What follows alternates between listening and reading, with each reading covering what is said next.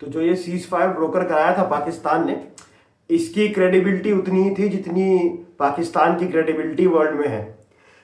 Iran के ऊपर attack हुआ है, ईरान की रिफाइनरी लवान में उनकी ऑयल रिफाइनरी है, वहां पर अटैक हुआ है। यूएई, कतर, कुवैत, यमन, इन सब के एयर स्पेस में ड्रोन्स और मिसाइल्स इंटरसेप्ट करी हैं उनकी डिफेंस सिस्टम्स ने।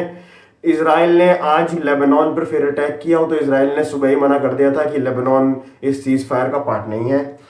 और अब ये देख लेते हैं कि ये जो सीज फायर इन लोगों ने नेगोशिएट किया था, जो पाकिस्तान नेगोशिएट करने के लिए इतना उतारू था, वो फेल क्यों हुआ। पहले देखते हैं यूएसए का पर्सपेक्टिव। यूएसए क्या चाहता था? यूएसए चाहता था, जो डोनाल्ड ट्रंप ने रात को थ्रेट दिया था परसों कि एक सिविलाइजेशन हम खत्म कर देंगे, डोनाल्ड ट्रंप की कोई प्लानिंग नहीं थी कि वो उसे एग्जीक्यूट करें। उनका मन नहीं था, वो नहीं चाहते थे कि उन्हें मास स्केल पर बम्स और कैजुअलिटीज झेलनी पड़े। उनकी खुद की कैजुअलिटीज भी होती और ईरान में तो नुकसान होता ही होता और हॉर्मुज जो है वो और बंद हो जाता। तो यूएसए की प्रायोरिटी सिर्फ एक थी कि स्ट्रेट ऑफ हॉर्मुज खुल जाए और जो न्यूक्लियर प्रोग्राम है ईरान का उसे वो बंद करवा दे। उसमें से एक ऑब्जेक्टिव तो उन्होंने अचीव कर लिया है। ईरान का न्यूक्लियर प्रोग्राम उन लोगों ने ऑलमोस्ट डेसिमेट कर दिया है, जैसे उनके क्लेम्स हैं। और स्ट्रेट ऑफ हॉर्मुज अगर बंद रहता है तो उससे ईरान को इनडायरेक्टली फायदा है, क्योंकि वो फ्यूचर में उस चीज को लेवरेज करके कि मैं इसको कभी भी बंद कर दूंगा, वो जैसे हम लोग सुनने में आ रहा है कि वो टोल टैक्स कलेक्ट करने की बात कर रहे हैं। और स्ट्रेट ऑफ हॉर्मुज बंद होने का फायदा यूएसए को भी है, इनडायरेक्टली उनको फायदा हो रहा है। क्यों हो रहा है? चाइना भी स्ट्रेट ऑफ हॉर्मुज के थ्रू अपना तेल मंगवाता था जो ईरान भेजता था सस्ते दामों पर। अब स्ट्रेट ऑफ हॉर्मुज के बंद होने की वजह से चाइना को भी तेल नहीं मिल रहा था। अब चाइना, जब जो यूएसए है उनका डायरेक्ट कॉम्पिटिटर है, इकोनॉमिक कॉम्पिटिटर, तो यूएसए को लग रहा था कि ये अच्छा मौका है कि हम लोग चाइना को ब्लीड कर लेते हैं, थोड़ा सा उनकी इकोनॉमी प्रेशर बनाते हैं। अब कुछ दिन तो ये बात सही चली। अब फिर जब बात ये आई कि चाइना ने रशिया से ऑयल खरीदना शुरू कर दिया लार्ज क्वांटिटीज में, तो ट्रंप साहब पैनिक कर गए कि यार ये लोग तो रशिया के ज्यादा क्लोज आ जाएंगे। तो फिर उन्होंने कहा कि अब हमें हॉर्मुज खोलना है। दूसरी चीज, अब हम देखते हैं ईरान का पर्सपेक्टिव। ईरान ने जो ये सीज फायर की बात करी है, या पाकिस्तान के बोलने पे जो वो मीडिएशन के लिए टेबल पर आने को राजी है, वो सिर्फ इसलिए राजी था क्योंकि डोनाल्ड ट्रंप ने रात को धमकी दे दी थी कि हम लोग तुम्हें तबाह कर देंगे। वो धमकी चाहे कितनी खोखली थी, उसमें सच्चाई थी या नहीं थी, वो बात हमारे सोचने की है। बट जो वो कंट्री है उसके दिमाग में एक डर बैठ गया, और ये ख्याल हम लोग दिमाग से निकाल दें कि ईरान यूएसए से इक्वल ग्राउंड्स पर कंपीट कर सकता है। यूएसए एक महीने में अपने सारे रिसोर्सेज यूज करके उन्हें फ्लैट कर देगा, खत्म बिल्कुल। यूएस के पास इतने रिसोर्सेज हैं। तो ईरान को भी ये चीज मालूम है। जो ये मीम पेज और ये सब जो फेक अकाउंट जो आजकल ट्वीट्स करते रहते हैं और मीम्स बनाते रहते हैं कि Donald Trump surrender, Donald Trump lost the war, ये सिर्फ सोशल मीडिया पर ही अच्छा लगता है। वो भी यूएसए के बनाए हुए हैंडल्स पर ही आप लोग मीम छोड़ते हैं, तो थोड़ा शर्म कीजिए डालने से पहले। दूसरी चीज, यूएई अभी सुबह सुबह उन्होंने ट्वीट किया कि हमारे जो सेफ्टी है वो अभी इंश्योर नहीं हुई है, हमारे एयर स्पेस में अब भी ड्रोन्स हैं। लेबनान उस पर अब भी हमला कर रहा है इजराइल, और कहीं ना कहीं उनके पास एक लेजिटिमेट रीजन है। वो रीजन क्या है वो मैं आपको थोड़ी देर में समझाऊंगा कि जो लेबनान पर इजराइल हमला कर रहा है वो जस्टिफाइड क्यों है। एक ये हो गया। अब बात आती है ईरान की। तो ईरान ने न्यूक्लियर प्रोग्राम उनका बंद हो गया। स्ट्रेट ऑफ हॉर्मुज उन्होंने फिर आज बंद कर दिया है, क्योंकि उनका कहना है कि सीज फायर को आप लोगों ने रिस्पेक्ट नहीं किया, हमारे ऊपर अटैक हुआ है। सही भी कहना है उनका।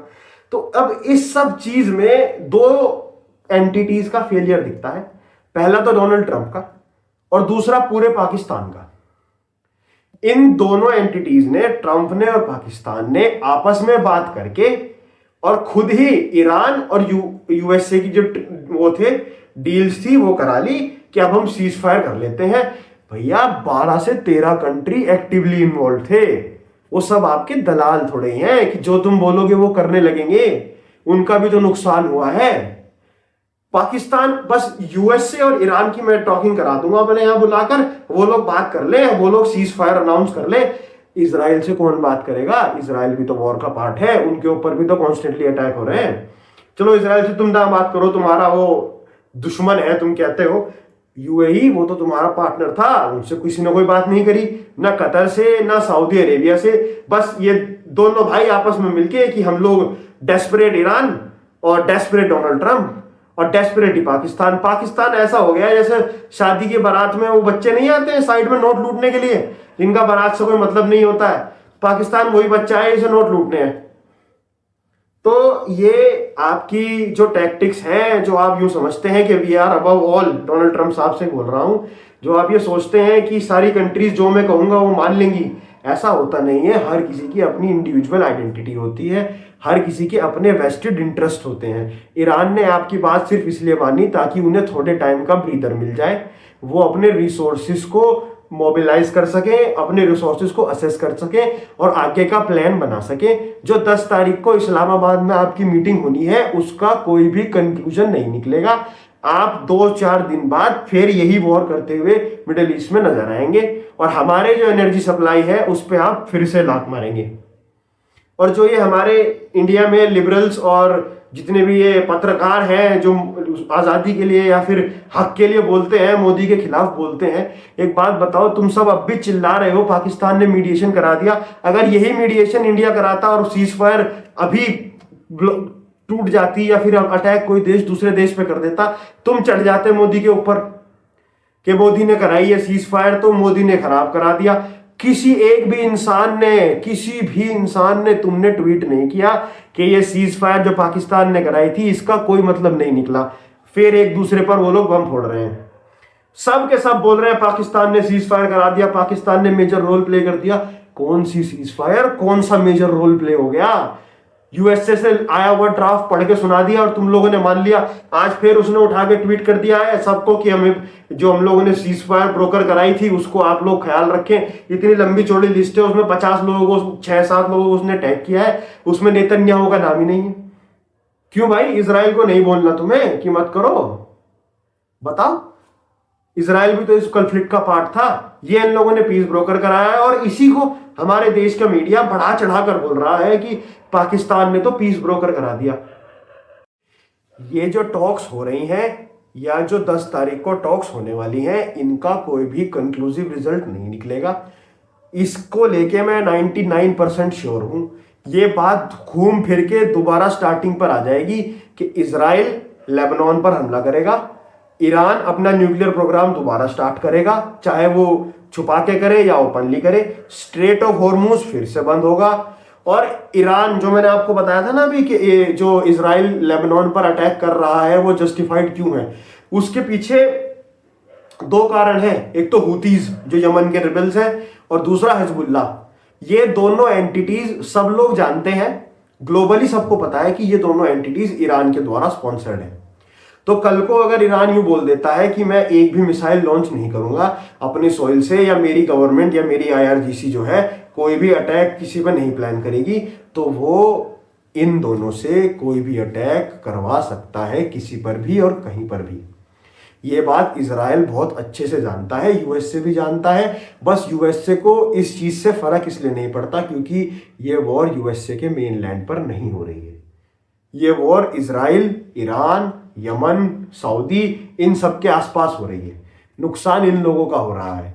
यूएस तो स्ट्रेट ऑफ हॉर्मुज के लिए, अब स्ट्रेट ऑफ हॉर्मुज पर डिपेंड भी नहीं करता है, उसने अपनी एनर्जी सिक्योरिटी इंश्योर कर रखी है। वो कनाडा, ग्रीनलैंड, वेनेजुएला, इन सब जगह से अपना तेल जो है मंगवा लेता है, उसे जरूरत नहीं है स्ट्रेट ऑफ हॉर्मुज की। वो सिर्फ चाइना की वजह से इस टाइम स्ट्रेट ऑफ हॉर्मुज खुलवाना चाह रहा है कि चाइना रशिया के क्लोज ना आ जाए। अगर एक बार रशिया ने चाइना तक पाइपलाइन डाल दी फिर तो ये ट्रंप के हाथ से बाहर निकल जाएगी सिचुएशन।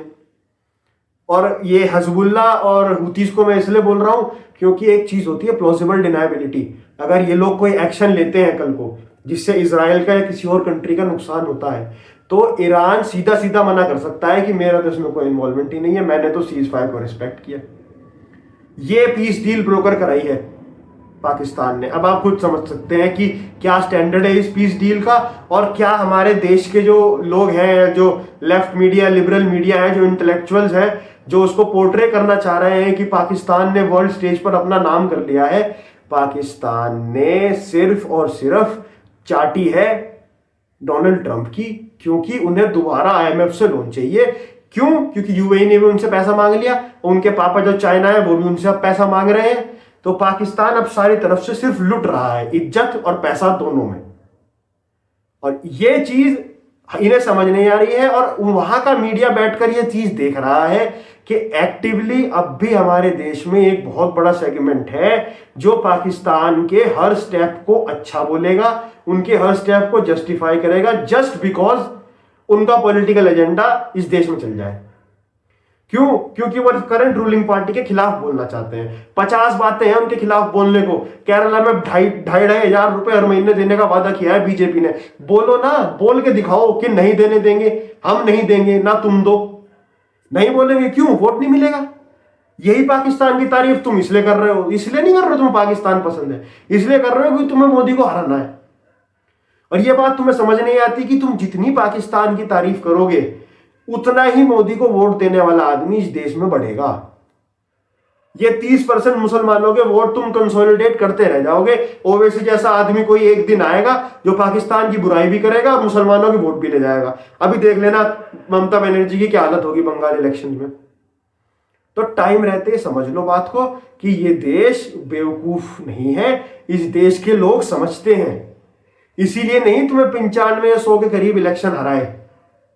इस देश के लोगों को समझ आता है कि तुम्हारा एजेंडा क्या है। जब भी तुम कोई बात पाकिस्तान के फेवर में बोलोगे, कोई ना कोई तुम्हारा ही वोटर तुम्हें छोड़ के मोदी को वोट देगा। 100% ये बात है। बट तुम्हारे नेताओं को ये बात समझ नहीं आती। क्यों? चंद 2-3% वोट मिल जाते हैं उससे, पाकिस्तान की तारीफ करने से, या फिर फंडिंग आ जाती है विदेश से, उससे तुम्हारा घर चल जाता है, 2 टाइम की रोटी बन जाती है। तो ये फालतू की बातें जो तुमने फैला रखी हैं, पाकिस्तान ने वर्ल्ड स्टेज पर अपना नाम कर लिया, उससे फैलाना बंद करो। 4 इलेक्शन चल रहे हैं, उस पर ध्यान दो। फॉरेन पॉलिसी गवर्नमेंट के ऊपर छोड़ दो, जिसके लिए लोगों ने उन्हें चुना था। जिस दिन आपको चुनेंगे उस दिन आप फॉरेन पॉलिसी बना लेना, ठीक है।